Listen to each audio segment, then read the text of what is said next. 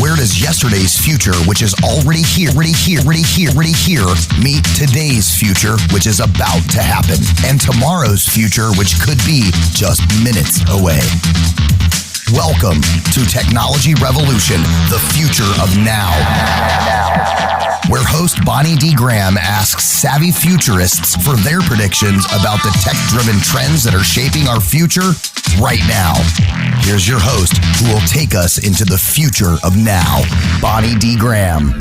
We are going into the future of now. We're thrilled. This is the first time we are live streaming Tech Rev. We fondly call the series that, to Facebook on our Tech Rev page.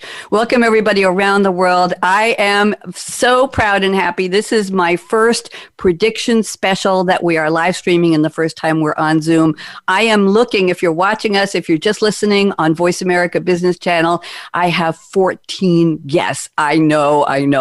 Full house. They're going to each get about 3 minutes, really tight, to predict our special topic today, our focus for the crystal ball. And this first part 1 of 6 weeks of Crystal Ball series is digital selling. And I'm proud to have one of our guests is Kirsten Boileau at SAP, who is the sponsor of Changing the Game with Digital Selling. She's been with us for 6 years, I think, Kirsten. And Kirsten is coming. Yeah, and she's coming back. She's renewing for next year, and we're excited. So let me give you a little bit of intro here. I have a quote from Søren Kierkegaard. He lived in 1813, 1855. If you're very young and never heard of him, I forgive you. Danish philosopher, theologian, poet, social critic, and author. That says it all. Here's the quote. Life can only be understood backwards, but it must be lived forwards. Okay. So if you're hoping to gaze into a crystal ball to see what 2021 holds for your company, your industry, your world, your career, your family, your community, we've got the next best thing. Live today, December 2nd, 2020, we're going to focus on the future of digital selling on part 1, as I said, of our annual Crystal Ball special. And we're going to continue it for the next 2 Wednesdays in December, and then the first 3 Wednesdays of January. We're bringing you insights from over 60 thought leaders. So if you've got a glass, a mug, a cup, a stein, a thermos, pour something, Joe, a cup of Earl, Dom, whatever you dare, and join me. And working together, let's make 2021 a hell of a lot better than 2020 was. So let's kick this off. I'm just going to read the name and the title of each of my guests so you know who we're going to hear from, and then we'll start the clock ticking. So first up in a moment, we'll be hearing from Kirsten Boileau, Global Head of Digital Transformation Enablement at SAP. Welcome, Kirsten. Mark Hunter is joining us. He goes by the name The Sales Hunter. I like that. Mick Adam is with us, founder of Vanguard Leadership. Jason Taylor is here, Director of Sales Partnerships at Grapevine 6. Juliana Stan Campiano, CEO of Oxygen EXP. We have Bernie Borges, co-founder and CMO of Vengresso. We have Sylvie Lachkar, Global Social Media Lead of SAP Industries and Customer Advisory at SAP. We have Steve Watt, VP of Marketing at Grapevine 6. Christina Jaramillo, President of Personal ABM and Stop the Sales Drop. Mike Orr is here. He's the CEO and co-founder of Grapevine 6. Loic Simon, I'm doing my French accent, founder of Social Selling Forum. We have Laurie Richardson, founder and CEO of Score More Sales. We have Brandon Bornanson, CEO of Seamless.ai, and Julio Viscovich, founder of Next Level Sales. I'm exhausted. Kirsten Boileau, you're up first. Kirsten, go ahead. Give us your 3 minutes of predictions. You're on. Go. Well, before I start, thank you, Bonnie. I just want to say it's so exciting to see all of these people on the screen at the same time. I don't very often get a chance to talk to all of you, especially all at once. So I'm thrilled to see all of you here and to know that you've all been part of this for the past year. So thank you all for your support over the last 12 months or so in putting this program together.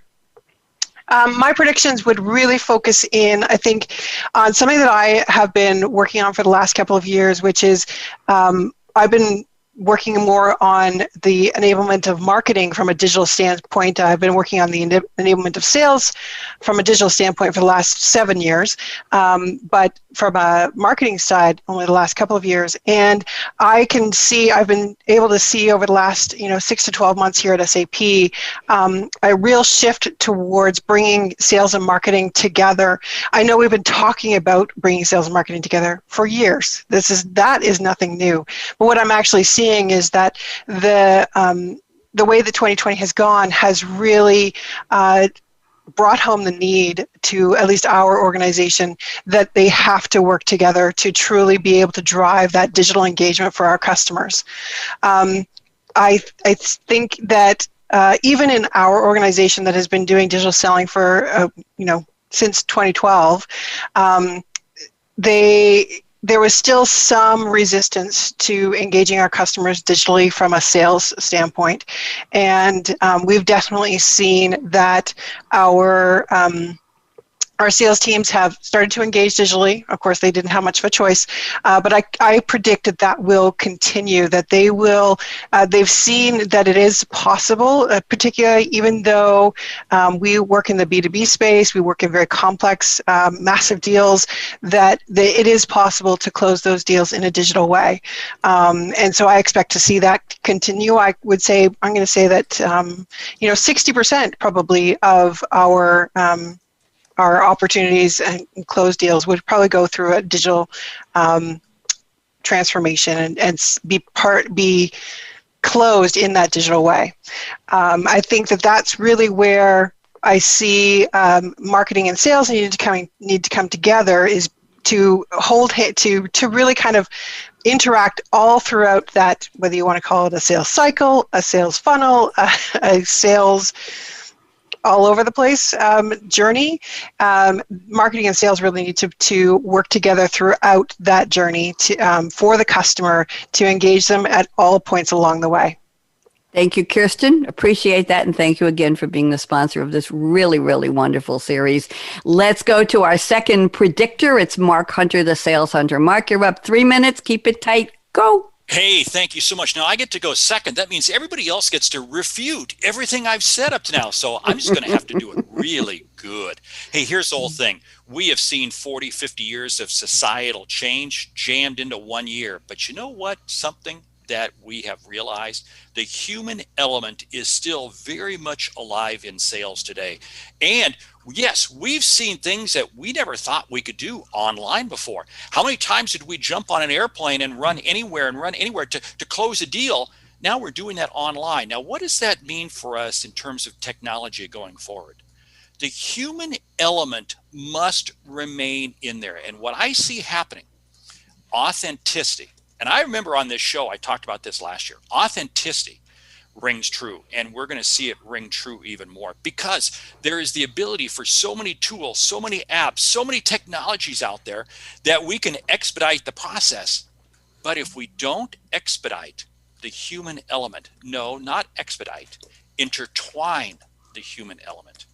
Because if we do not feel you are authentic, why would I want to do business with you? So the element, the need to create authenticity and real world, just as this show is, it's streamed, it's a podcast, but it's also live, because it's allowing for more forms of human interaction. This is the big piece going forward. How do we take human action, human interaction, and intertwine it into every process that we have? Because if the customer cannot find a level of authenticity and a level of transparency with you, they are not going to do business with you. What does this mean? This means it is going to put tools at risk. But what does this mean? I see the sales community going forward, actually using fewer tools. We're going to use fewer tools, but we're going to use them better, because we're going to understand how they work, how we can handle them. That's what I see as my prediction. Hey, I'm giving you back a couple minutes. How's that, Bonnie? I love it. I absolutely love it. Thank you very much, Mark. And next up on the podium is Mick Adam. Mick, welcome. And you've got 3 minutes. Go ahead, Mick. Wow us. Go ahead. No pressure. Thank you for having me, and a wonderful group of people that I actually continuously look at in the world of sales and social selling as we move along. Now, my prediction that I'm seeing and slowly beginning to come true already is that as part of the whole sales process, companies are beginning to more and more embrace what I would call the employee advocacy factor, whereby they will go out to their employees and ask them to share messages about the company and sales and the products and the services and so on. And what we're seeing is that more and more employees are willing to do that. Now, the thing is, that's not really the prediction. The prediction will be all about creation of content by sales, by employees, that gets actually shared through the company channels. Because we oftentimes see that companies and marketing departments create great content and it's kind of pushed down.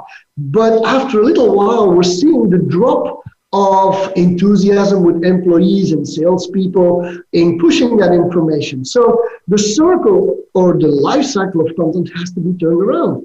So what if we reach out to our employees, to our salespeople who face our customers every day, who have authentic relationships? Great point you made, Mark. So from that side, if we draw that in, bring that into the corporate world, have marketing actually become guides, teachers of how to create content, teachers of curators or becoming curators to actually create great content delivered by employees and salespeople and actually shared by corporate accounts. We'll see an increased amount of employee advocacy. We're also seeing a better and more adoption of those platforms.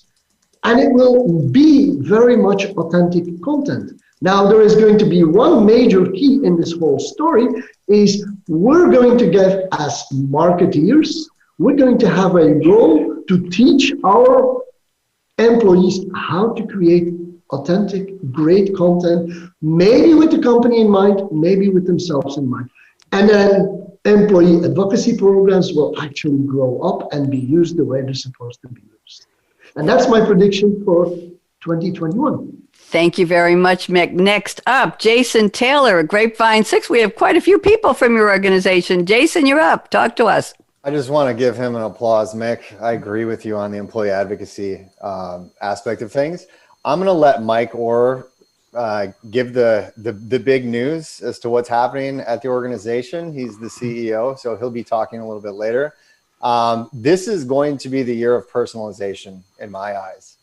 Buyers are looking for, a multi-channeled, very personalized experience. So I foresee, first and foremost, with COVID and digital being a huge portion of things, video is going to be much more apparent. The use of social, the use of SMS and compliant SMS is going to be used because folks are using this device, right? All my sales people, I don't meet face-to-face with clients anymore, so I need to communicate with them one way. So digital is going to be huge for sellers and be part of that sales process. Now, the personalization aspect of things, you're going to see things like CDP, so customer data platforms that take all of this data that's scattered about the organization, whether it's in CRM or it's in a data lake, and start to silo that data to start to build out these identities, right? These client identities. So we're going to see that take full form, and with the acceleration of digital transformation, that's going to be top of mind, I would say.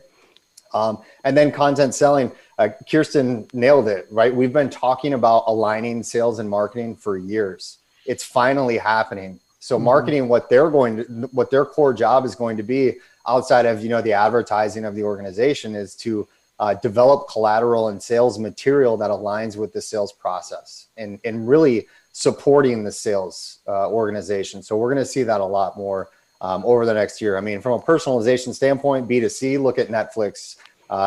They recommend shows. Amazon recommends and recommends products. Spotify recommends music stations, and it's all very successful. That's just going to be, from a B2B perspective, focused on the client and the customer with next best action in the use of proper data.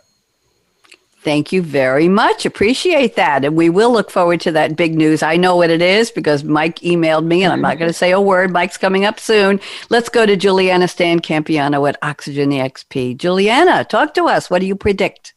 Fantastic. Thanks, Bonnie, and for having me. And I would agree with a lot of my peers about what they're seeing or talking about and coming forward. I think I have a few other things that I think are interesting to look at for 2021. I think we're going to see a continued consolidation of the technology market.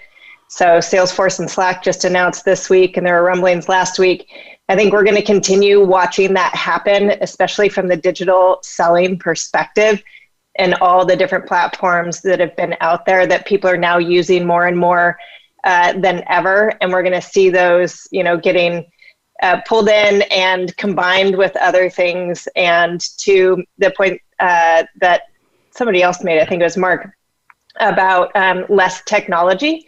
I think that's a part of it, is that they're going to be rolled into more and more a platform or a couple of platforms for sellers to use in order to try to streamline that, because digital selling is going to continue.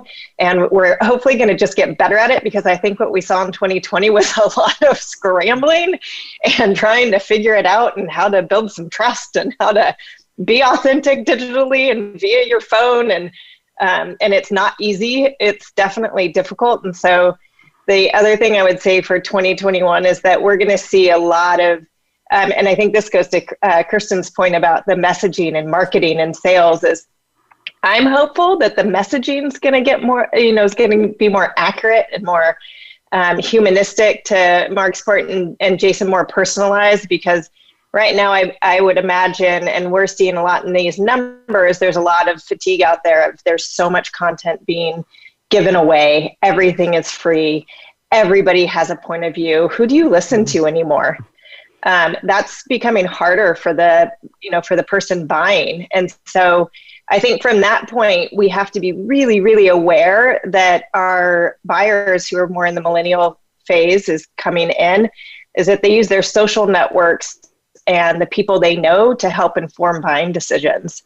And so how do we become a part of that network and think about that as we're working on our own sales processes and influence that network in order to continue to sell?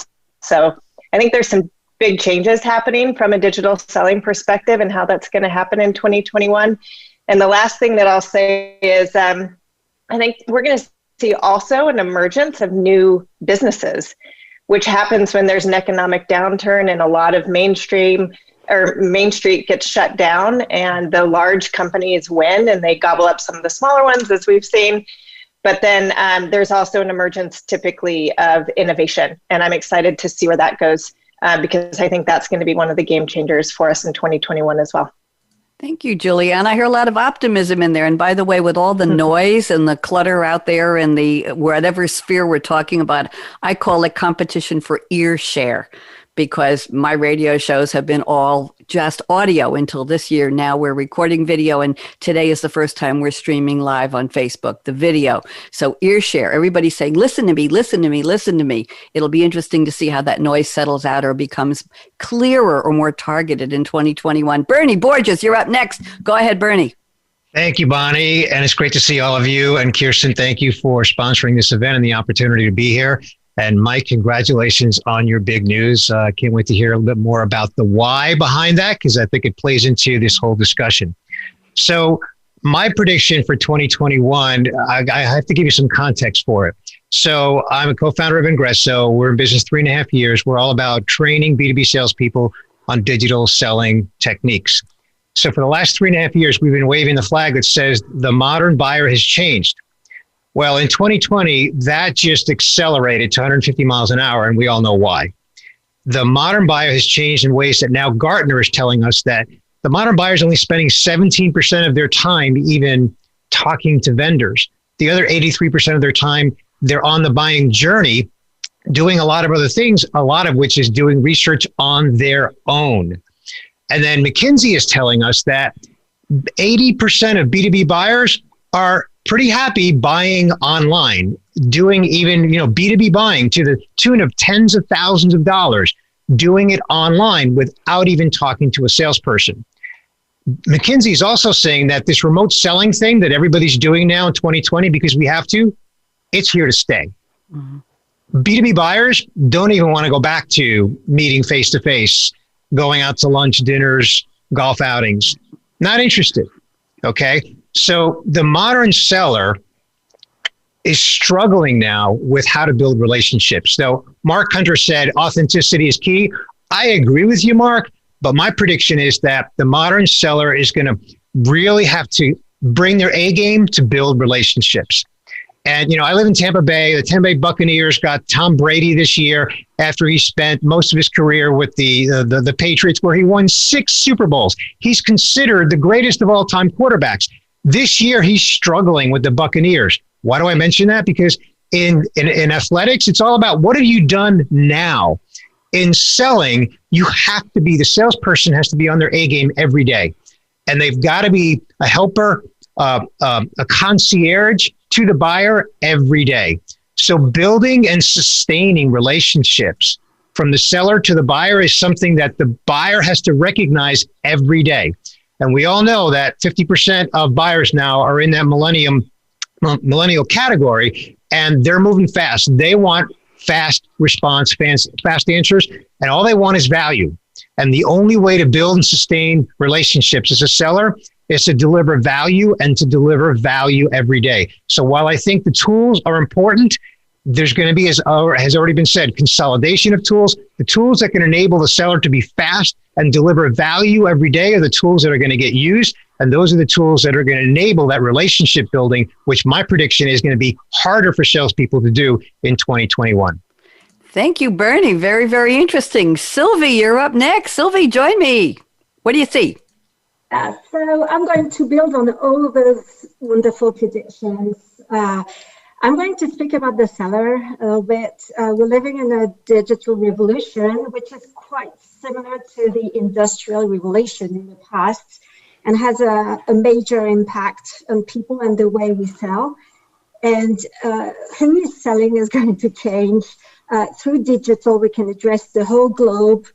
We can work for multiple companies. Now, the future is you don't work for one company, but maybe for many companies. And everyone can sell. We talked about the employee advocacy platform. Anyone can promote the brands of the company, can promote product, can create relationship.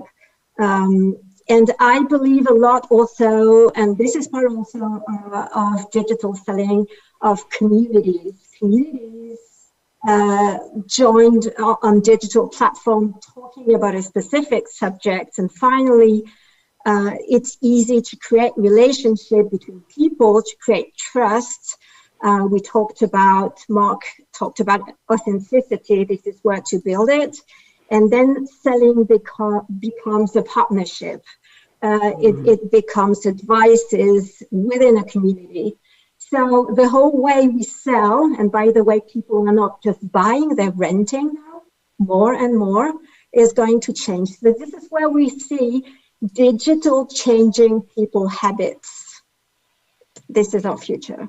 Thank you very much, Sylvie. Appreciate that. And thank you for joining us. Let's go to Steve Watt next. Steve, you're up. I'm putting you on speaker view. What do you predict? All right. Thanks, Bonnie. I'm going to deliver a really optimistic prediction. Perhaps too optimistic. Time will tell, I guess. 2021 is when leaders are finally going to recognize that transactional sales techniques are a really, really bad way to do enterprise sales. And what that means is bringing about an end to this focus, this emphasis on low quality, high quantity leads as a mindset, as a metric, and as a guiding principle to the way things are done. And here's why. It's because I'm not a lead because I went to a conference that you sponsored. I'm not a lead because I read something that you wrote. And it's that mindset and the metrics and the activities and everything that follows in behind that mindset that's destroying trust and destroying relationships and killing engagement. And it's pushing me away and causing me to build walls at the very time when you should be pulling me towards you. 18 touch point cadences destroy trust. Gated content destroys trust because I know you're just setting me up for that 18 touch point cadence and I don't want it. And when you treat LinkedIn like a watering hole and you think that you're the lion and you're going to come hunt me at the watering hole, that's destroying trust. Like, I'm not your gazelle. I'm not your next meal. And when you come at me like a hungry predator, you just push me away and I'm not coming back. So my optimistic prediction is that 2021 is when this mindset and everything else starts to shift. And we start focusing on salespeople becoming credible, authentic magnets much more so than hunters. And when we don't value leads, we value conversations instead, voluntary conversations with people who actually want to talk to us. And why do they want to talk to us? Because we've earned a place in their minds and in their hearts. We've earned a place in their consideration set. We've educated and inspired them about how to see their business differently. And they want our help, and they want to come to us instead of us pushing ourselves on them. So it's an optimistic prediction that 2021 is when that balance and that philosophy begins to really tip. Thank you very much. Steve, I always wonder when you're going to show us your enthusiasm for the topic. I really do. Everybody's been watching you and saying, wow, what did this guy have for breakfast? Thank you. Thank you very much. Christina Jaramillo, you are up. Christina, welcome. Talk to us. What do you see in the crystal ball for digital selling or anything related to technology? Go ahead. Thanks for having me, Bonnie. I appreciate the opportunity. I agree with a lot of what's been said, but my prediction, I think, is more of a hope. And it's that sales and marketing teams are going to get more personal with their social efforts, digital efforts, account-based marketing, account-based sales efforts. I think too many organizations are taking account-based advertising or account-based brand awareness approach, where they just like select accounts they want to target, and then they do this email campaign or digital or phone mail campaign, but there's no relevance. So a bunch of people have been talking about the personal approach, but I like to take it one step further and say personalization. So instead of speaking at people and accounts with commodity messaging that's focusing on these generic pain points that maybe your competitors are talking about and the gaps that should be keeping specific prospects up at night, I think, simply responding to predefined needs or creating a buy-in vision is the result that's going to get those larger deal sizes and evoke that trust and build those relationships that people have been discussing earlier. We also have organizations that are evolving their ABM programs. So they're using intent data maybe to provide that more personalized experience where they're able to deliver content and messaging based on what target accounts are searching for or what stage of the buying journey they're in. But again, it's personalized and not personal. I think there's a key difference there.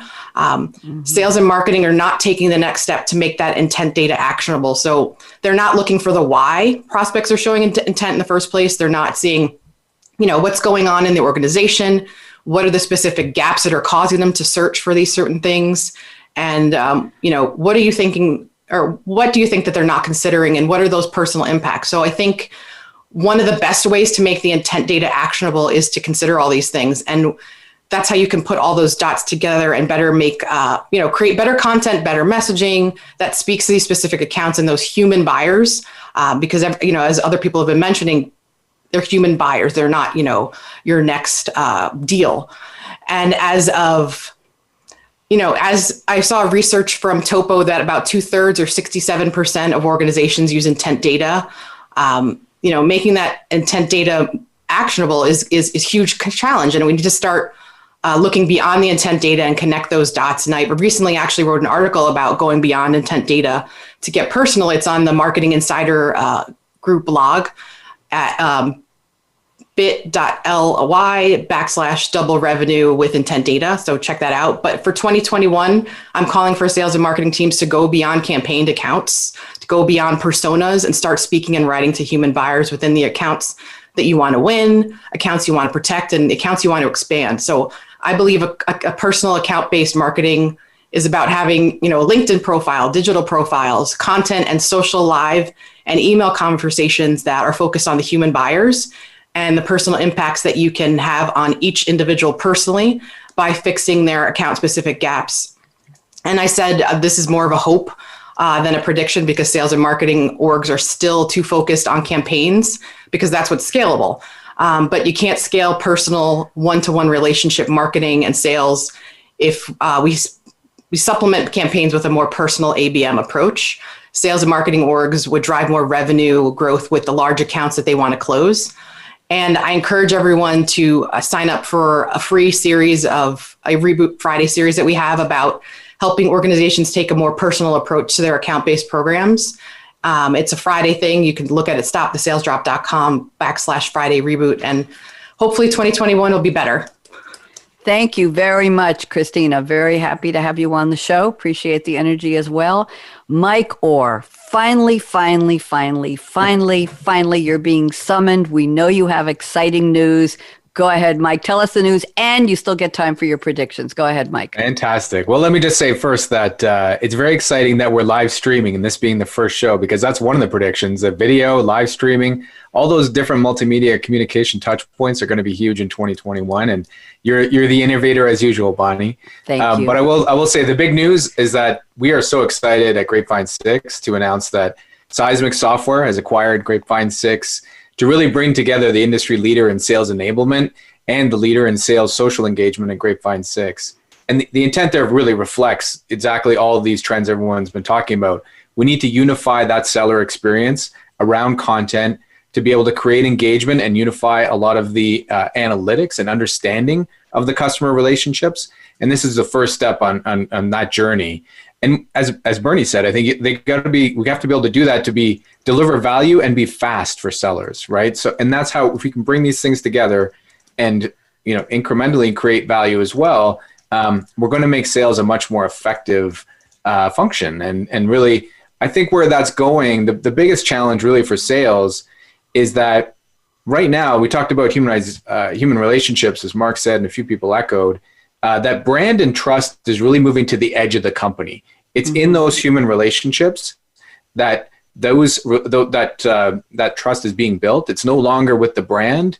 It's really with the salespeople that are carrying that relationship forward, or post-sales people, right, that are customer facing, that really engage with their customers. You need to know who those people are, and you need to understand their values, and you need to have an ongoing conversation with them. So marketing is really the idea, and this was said as well, as Kirsten said, and as Mick said, actually, marketing has a position that they need to go enable that sales team. They're the ones that are the expert storytellers. How can they educate sales to tell better stories? And then how do we purchase the platforms and implement and set up and create the programs that enable those stories to be told at scale and really build authentic human relationships? And that's the biggest challenge I think sales is facing. And it's a great time for marketing, because after spending a decade on MarTech, and as Steve talked about, developing MQLs and all this marketing technology and math, the returns are starting to really diminish, right? There's not much point in making new investments in those spaces. So where does marketing go next? I think they go to sales and really help that sales team, especially in digital, build relationship for the long run and tell better stories and really personalize the content. And then the last thing I want to kind of touch on is, as Jason talked about, Netflix and Amazon, a lot of people talk about that raising expectations for digital content, digital consumption. But I agree with Sylvie that we need to start thinking about the sellers. We need to think about the experience of our sales professionals. Their expectations are much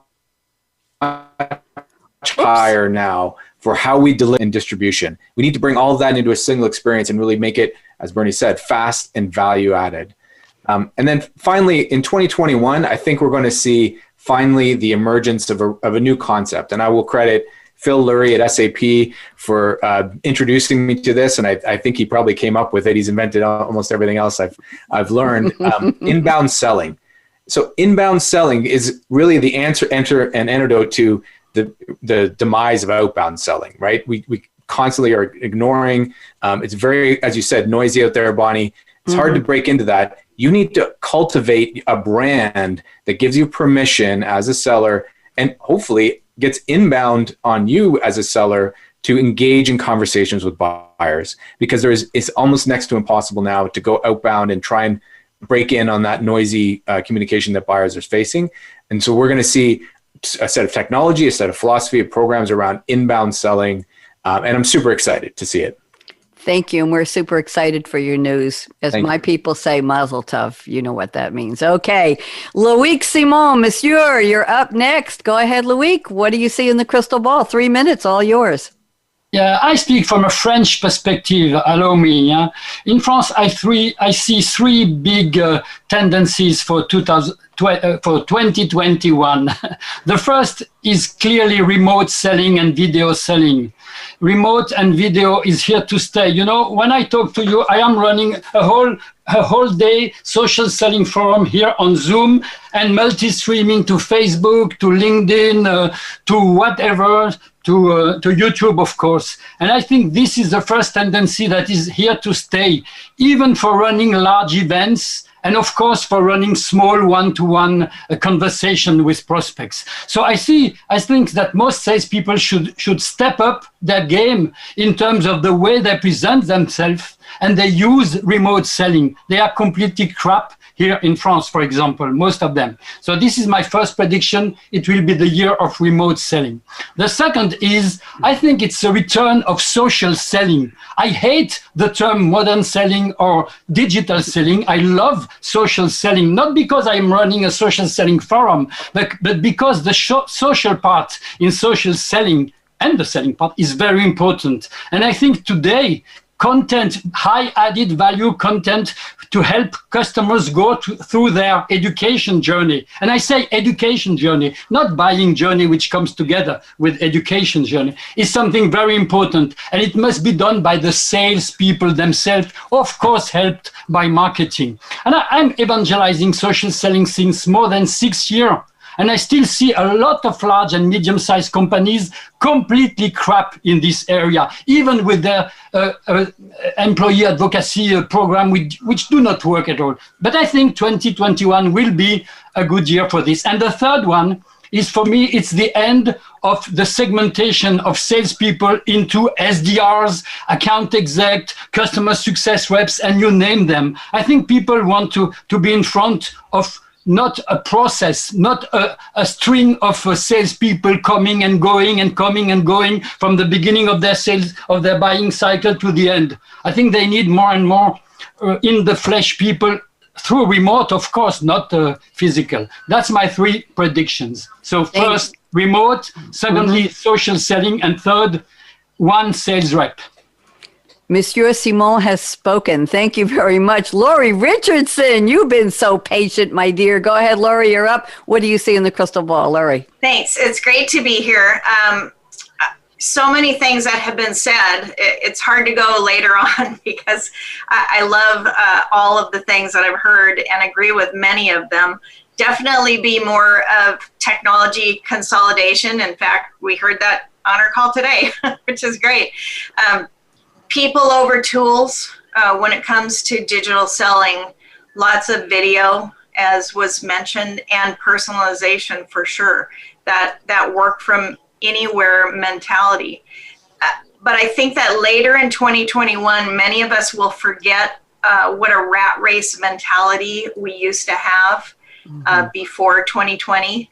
And some people will go back to that grind and kind of just forget all the things we've learned during 2020.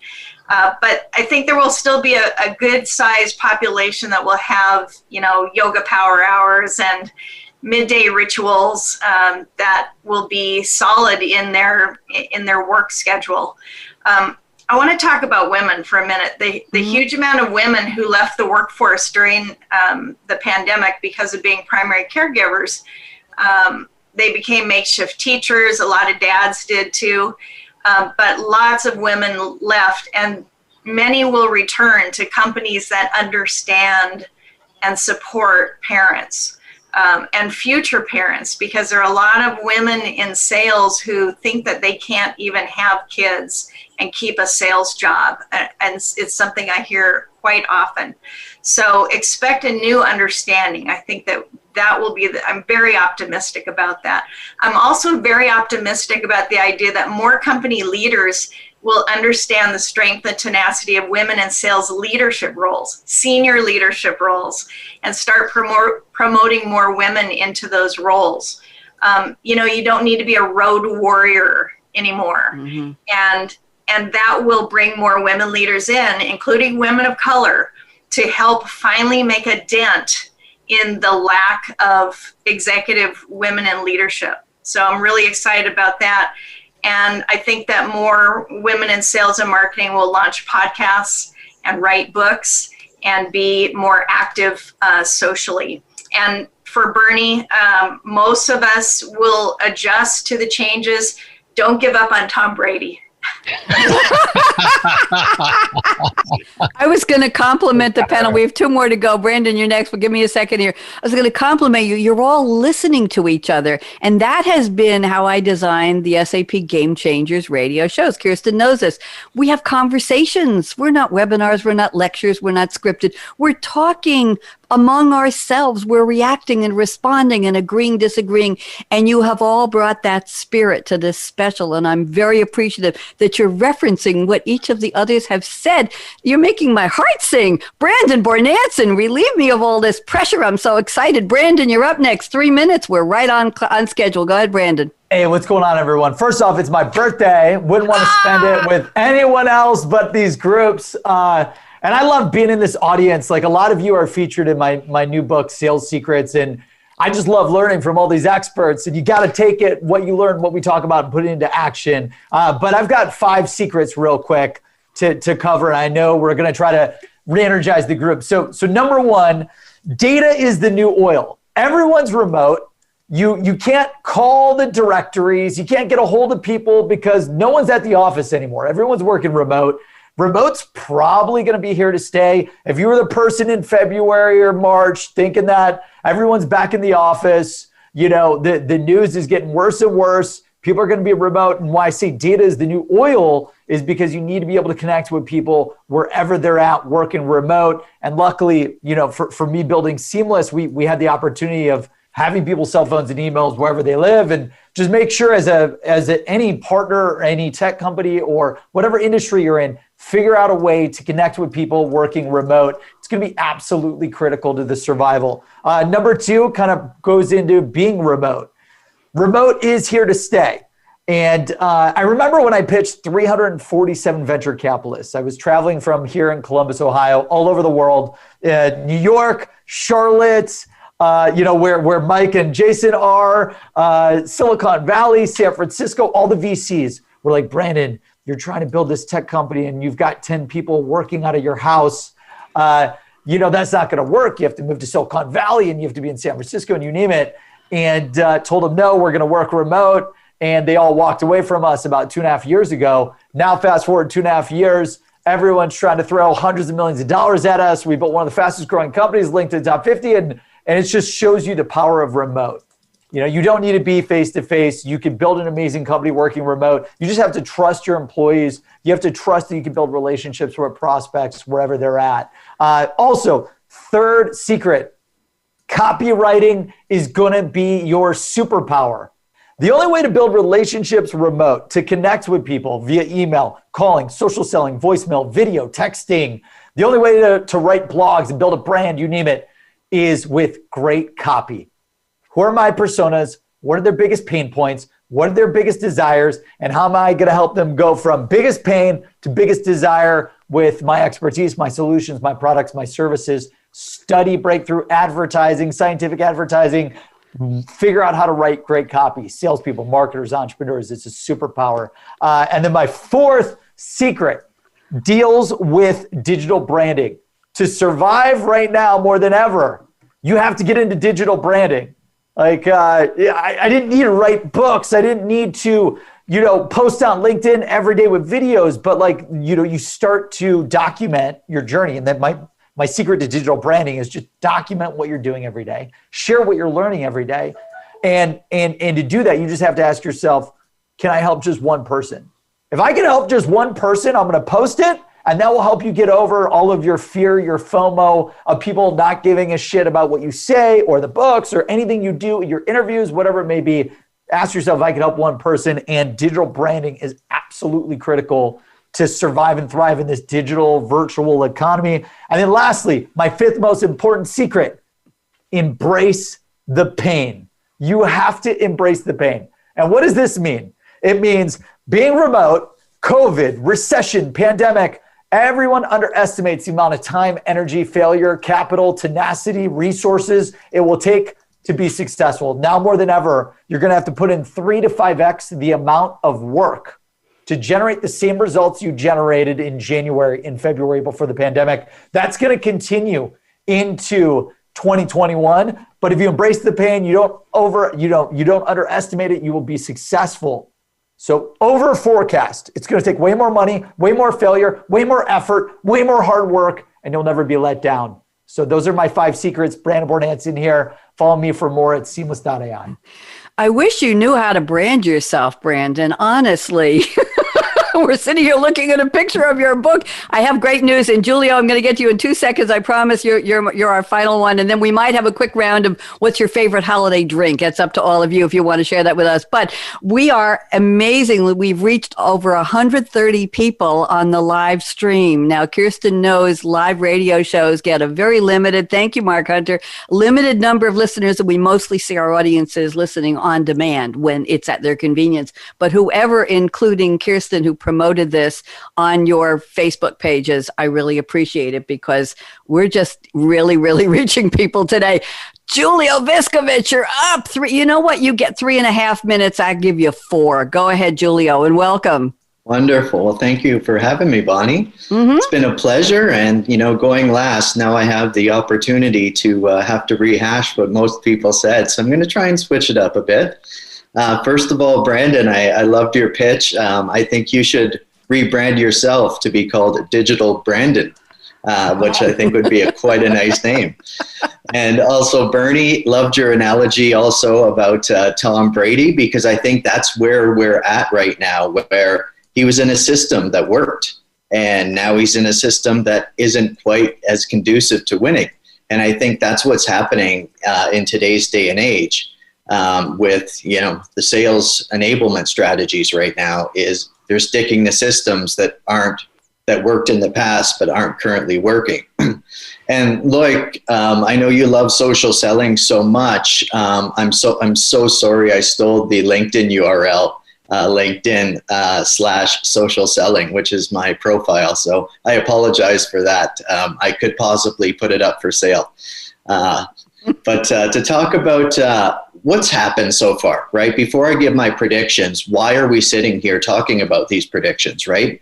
Well, it's because marketing and sales leaders, as Kristen said, I mean, they're facing that predicament of not coming together at the moment, right? They're not making sure that their sellers are meeting the expectations of today's buyers, right? They're digitally oriented. We're still doing old techniques, much like Steve said, and those techniques have to change. So the solution is going to lie in aligning sales strategy with next generation buyers and the methods and solutions that they expect. So how's that going to happen? Well, I think we have to really rethink sales enablement. Sales enablement is really what drives a lot of the change within a sales organization. And they're the ones that are going to have to really learn how to align selling activities to customer preferred engagement channels and this new purchase journey that we're on, right? These are entirely new methods of sales enablement that we're going to have to learn about. And these are folks that, they need to see, they need to be aware that the space is evolving. I mean, talking about SAP, they saw this almost 10 years ago. There's still so many companies out there that haven't figured out this evolution that's taking place and are preparing their sellers with the right mindset and tool set to effectively reach these modern buyers, right? So that's one thing. Obviously, I think we've all talked about this. But the rise in digital interactions, these are going to be huge. These are going to be the merge of the interdependence of people, right? Being more unique, being more personalized. And that's going to require different processes, different technologies. We've talked about many of those today. And I think a lot of the traditional sales models that we've seen in the past, I'm not going to name them, of course, but they're becoming less reliable over time. And I think that's what Steve was getting at too. These are going the way of the dinosaur, right? So most sales organizations that are still putting in those traditional sales models are unprepared. So to stay relevant and drive revenue, these sales leaders need to build adaptive systems that are taking advantage of this new normal that we're in and to optimize digital interactions, right? And lastly, I think obviously sellers are going to need a different tool set to build engagement with customers, particularly with decision makers in a way that replicates traditional forms of selling, but in a completely new way. I think we've all mentioned that I think we're in this remote mindset for quite a while, if not forever. So we have to replicate what we used to be able to do in face-to-face meetings, but in a different way, obviously.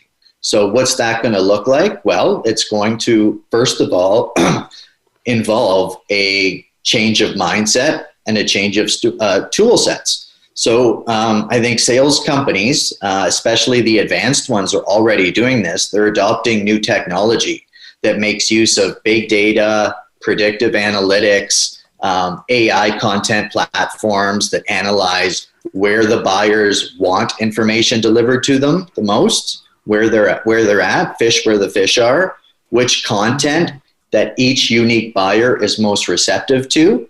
Again, that's that personalization that we talk about. Instead of blasting out content that marketing creates and it just gets lost in the ether, we need to have that unique content for each buyer that's going to really drive the difference. So to replace phone calls, face-to-face meetings, we're going to see a lot more video solutions. I wish I would have bought stock in Zoom 6 months ago. Get in line, dear. Unfortunately, I did not foresee that one coming.